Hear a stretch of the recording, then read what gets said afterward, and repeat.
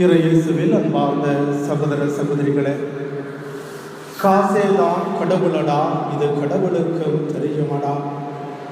பணம் என்றால் தினமும் வாயை திறக்கும் என்று பழமொழிகளை நம்முடைய வாழ்க்கையில நாம் அளவுக்கு அதிகமாக பயன்படுத்தி கொண்டிருக்கின்றோம். அது முற்றிலும் உண்மையாக இருக்கின்றது.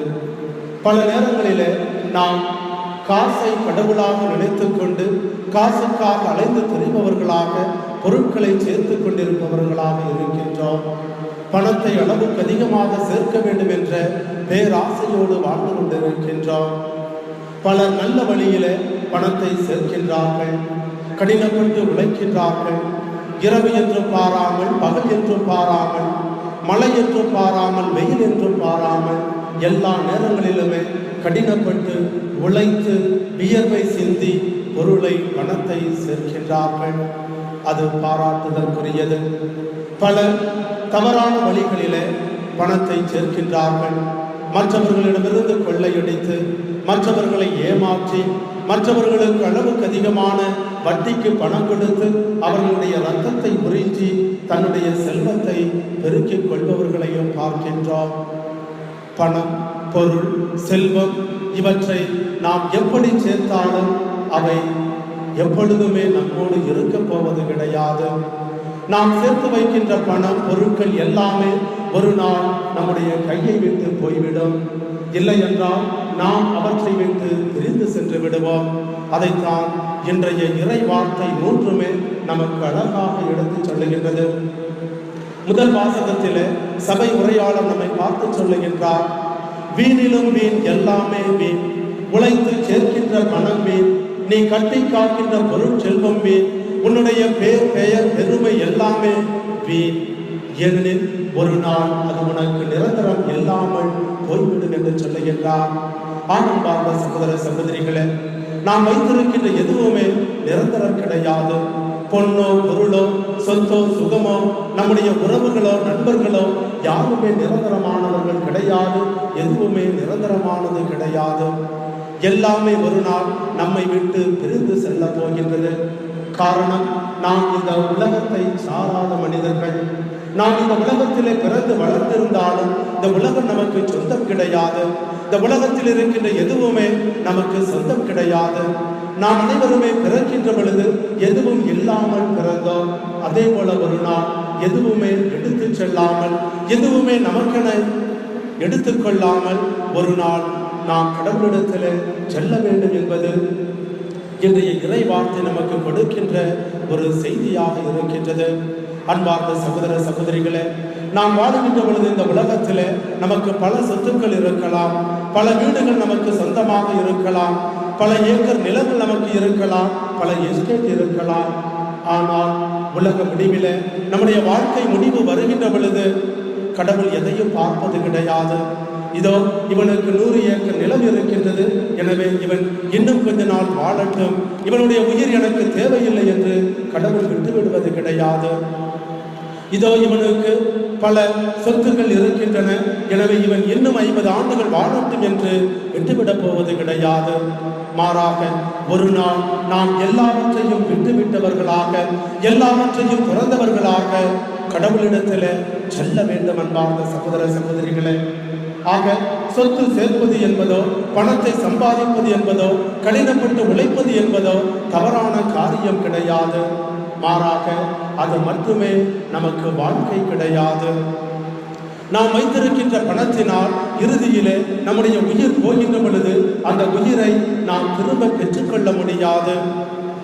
பல்வேறு நோய்களினால் பாதிக்கப்படுகின்ற பொழுது, இறப்பின் தருவாயில் இருக்கின்ற பொழுது நம்மிடம் இருக்கின்ற லட்சக்கணக்கான பணத்தினால், கோடிக்கணக்கான பணத்தினால் எந்த விதமான பயனும் கிடையாது. பல நேரங்களில் நாம் பணம் மட்டும் இருந்தால் போது என்று நினைக்கின்றோம். பணத்தினால் எல்லா காரியங்களையும் செய்துவிடலாம் என்று நினைக்கின்றோம். பணம் அதிகமாக இருக்கின்ற பொழுது, அளவுக்கு அதிகமாக இருக்கின்ற பொழுது நான் என்ற மமதை வந்து விடுகின்றது. என்னால் எல்லாம் முடியும் என்ற இருமாப்பு, ஆணவம் வந்து விடுகின்றது. அந்த ஆணவத்தோடு நாம் வாழ்ந்து கொண்டிருக்கின்றோம். என்னால் எதையும் சாதிக்க முடியும், என்னால் முடியாத காரியம் என்று எதுவுமே கிடையாது என்ற ஒரு மமதையோடு, திமிரோடு வாழ்ந்து கொண்டிருக்கின்றோம். நம் அனைவருக்குமே ஆண்டவர் கொடுக்கின்ற செய்தி இதுதான். நீ வைத்திருப்பது எதுவுமே நிரந்தரமானது கிடையாது.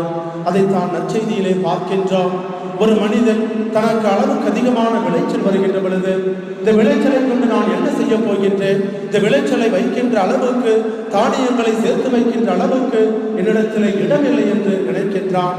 அப்படி நினைக்கின்றவன் அந்த தானியத்தை மற்றவர்களுக்கு கொடுத்து விடலாம் என்று நினைக்கவில்லை, மற்றவர்களோடு பகிர்ந்து கொள்ளலாம் என்று நினைக்கவில்லை, ஏழை எளியவர்களுக்கு தானம் செய்து விடலாம் என்று நினைக்கவில்லை.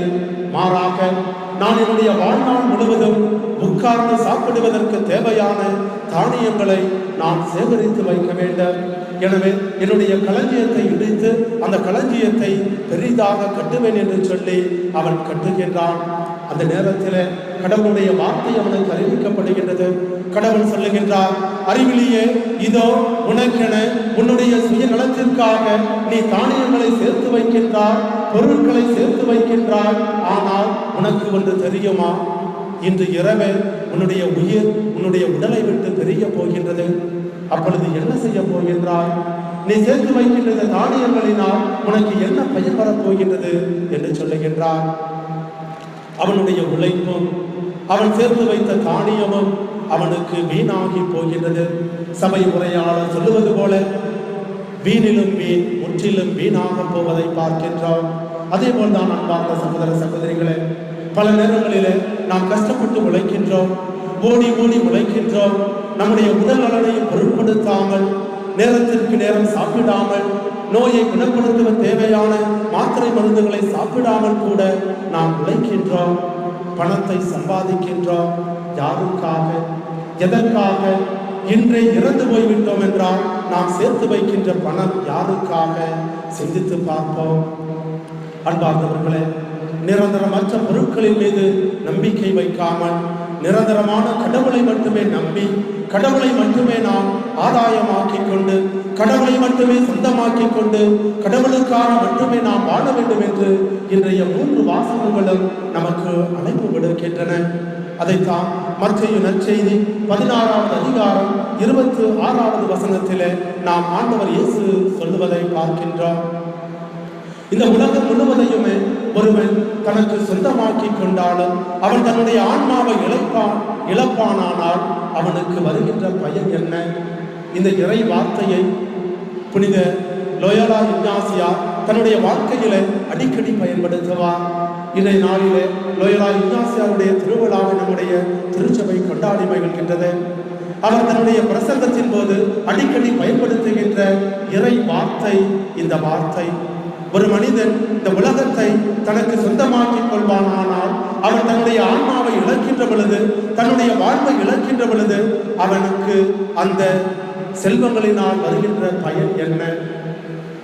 இந்த இறை வார்த்தையை குறித்து லோயோலா இக்னாசியார் பிரசங்கம் வைக்கின்ற பொழுதுதான் தூய சவேரியார் செல்வ செழிப்பான குடும்பத்திலே பிறந்த ஒருவர் தன்னுடைய சொத்துக்களை எல்லாம் துறந்துவிட்டு இறைவனுக்காக எல்லாவற்றையும் இழந்துவிட்டு அவர் ஒரு துறவியாக மாறியதை திருச்சபை வரலாறு நமக்கு சுட்டிக்காட்டுகின்றது. ஆனால் பார்த்த சகோதர சகோதரிகளே, நாம் வைத்திருக்கின்ற சொத்து சுகங்கள் எல்லாம் நமக்கு வாழ்வை கொடுப்பது கிடையாது. மாறாக இறைவனால் மட்டும்தான் நமக்கு நிலை வாழ்வை கொடுக்க முடியும். எனவே இந்த சொத்து சுகங்கள் எதுவுமே நிரந்தரமானது இல்லை என்று சொல்லி நிரந்தரமான கடவுளை மட்டுமே நாம் பற்றி கொண்டு வாழ முயற்சி செய்ய அழைக்கப்படுகின்றோம். அதைத்தான் தூய பவுலடியார் தன்னுடைய வாழ்க்கையிலே செய்தார். பிலிப்பியருக்கு எழுதிய திருமுகம் 3வது அதிகாரத்திலே பார்க்கின்றோம். கிறிஸ்துவை ஆதாயமாக்கிக் கொள்ள எல்லாவற்றையுமே நான் குப்பை என கருதுகின்றேன் என்று சொன்னார். தூய பவுலடியார் எல்லாவற்றையுமே குப்பை என கருதினார். தன்னுடைய ஞானத்தை, தன்னுடைய படிப்பை, தன்னுடைய அறிவை, தன்னுடைய செல்வங்களை, தன்னுடைய தத்துவத்தை, தன்னுடைய இறை சட்டங்களை, தான் பின்பற்றி வந்த யூத மரபுகளை, பாரம்பரியத்தை எல்லாவற்றையுமே கடவுளுக்கென, கிறிஸ்துவுக்கென, உயிர்த்த ஆண்டவருக்கென குப்பை என கருதி கிறிஸ்துவை மட்டுமே பற்றி கொண்டு வாழ்ந்தார். அன்பார்ந்தவர்களே, அவருக்கு இருந்த மனநிலை இன்று உங்களுக்கும் எனக்கும் இருக்க வேண்டும். நாம் அனைவருமே கிறிஸ்துவை ஆதாயமாக்கிக் கொள்ள, கிறிஸ்துவை சொந்தமாக்கிக் கொள்ள, ஒப்பற்ற செல்வமாகிய கிறிஸ்துவை உடைமையாக்கிக் கொள்ள, அவரையே செல்வமாக ஏற்றுக்கொள்ள எல்லாவற்றையுமே குப்பை என கருத வேண்டும். இந்த உலக செல்வங்களால் நமக்கு நிம்மதியை தர முடியாது.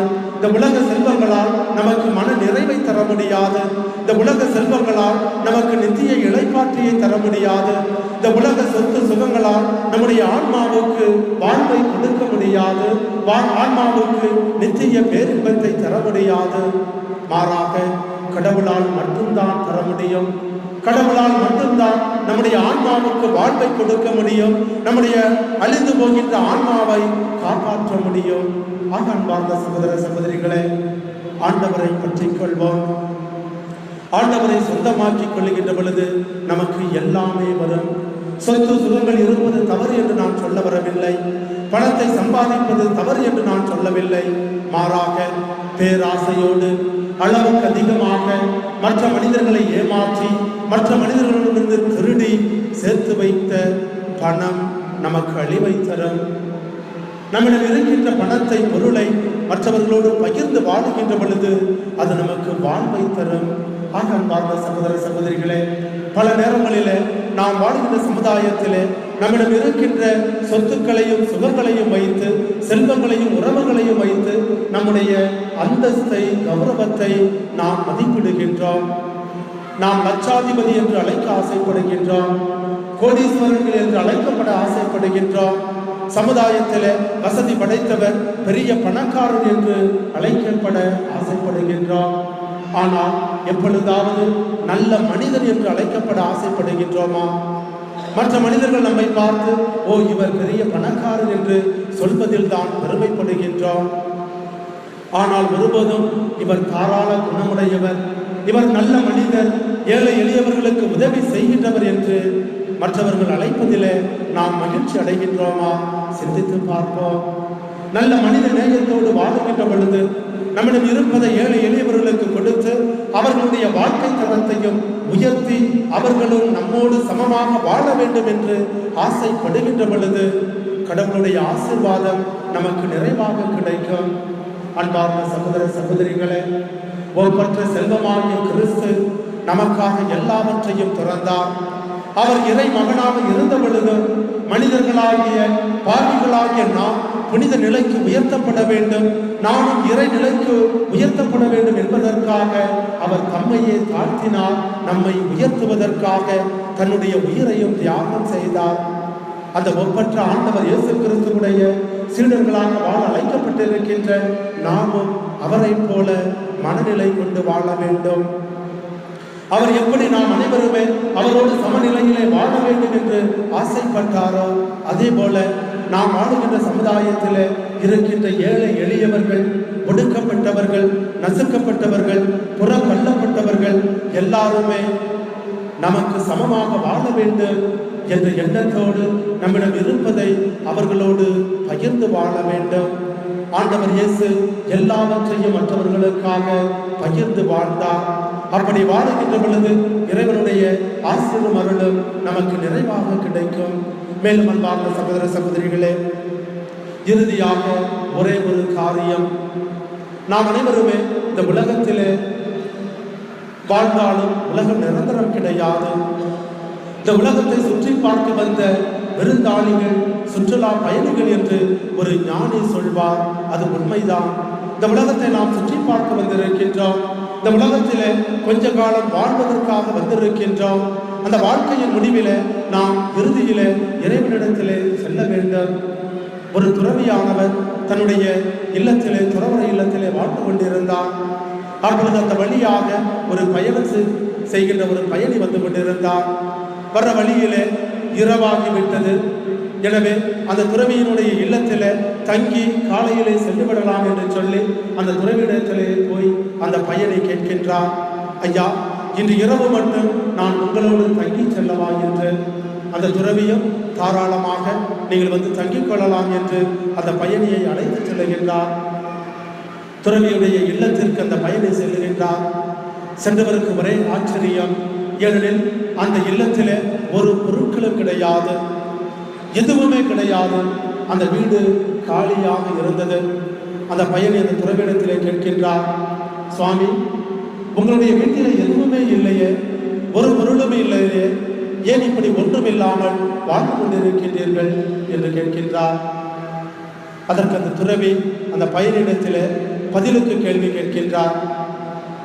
நீங்களும் எதுவும் இல்லாமல் போகின்றீர்களே, உங்களுடைய கையில் எந்த விதமான பேங்கு பொருட்கள் எதுவுமே இல்லையே, ஏன் உங்களிடத்தில் எதுவுமே இல்லை என்று கேட்கின்றார். அதற்கு அந்த பயணி சொல்லுகின்றார், ஐயா, நான் பயணம் செய்து கொண்டிருக்கின்றேன். பயணம் செய்கின்றவர் காரணத்தினால் நான் எந்த பொருளையும் என்னுடைய கையிலே வைத்துக் கொள்ளவில்லை என்று சொல்லுகின்றார். உடனே துறவியும் சொல்லுகின்றார், நானும் பயணம் செய்கின்றேன். என்னுடைய வாழ்க்கை பயணத்தை இந்த உலகத்திலே செய்து கொண்டிருக்கின்றேன். இந்த உலக வாழ்வானது எனக்கு ஒரு பயணம். இந்த பயணத்தின் போது எனக்கு எந்த விதமான பொருட்களும் தேவையில்லை, எந்த விதமான செல்வங்களும் தேவையில்லை.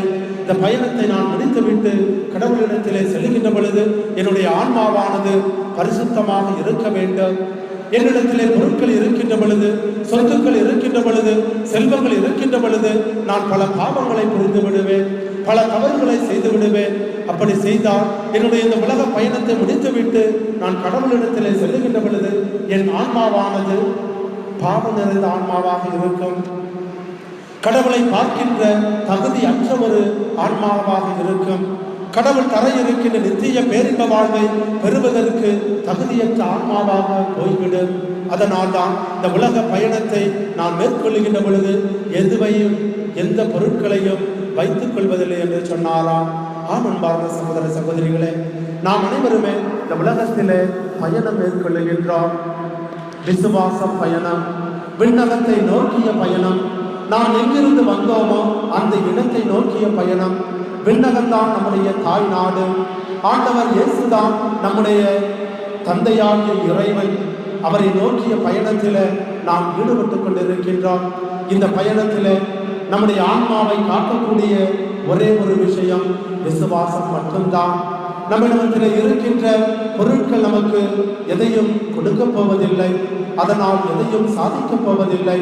எனவே அன்பார்ந்த சகோதர சகோதரிகளே, கிறிஸ்துவின் மீது முழுமையான விசுவாசம் கொண்டு ஒவ்வொரு செல்வமாகிய கிறிஸ்துவை மட்டுமே முழுமையாக பற்றி கொண்டு கிறிஸ்துவுக்காகவே வாழ முயற்சி செய்வோம். அப்படி வாழுகின்ற பொழுது கிறிஸ்து நம்மை நிறைவாக ஆசீர்வதிப்பார். எத்தனையோ நீதிமான்களும் இறைவாக்கினர்களும் எல்லாவற்றையும் கடவுளுக்காக துறந்து கடவுளை மட்டுமே பற்றி கொண்டு வாழ்ந்தார்கள். அவர்கள் அனைவருமே ஆசீர்வதிக்கப்பட்டார்கள். அதே போல நாமும் கடவுளை மட்டுமே பற்றி கொண்டு வாழுகின்ற பொழுது, கடவுளை மட்டுமே ஆதாயமாக்கிக் கொண்டு வாழுகின்ற பொழுது நாமும் கடவுளிடமிருந்து அளப்பரிய ஆசீர்வாதத்தை பெறுவோம் என்ற நம்பிக்கையோடு இந்த திருப்பலியிலே தொடர்ந்து ஜெபிப்போம்.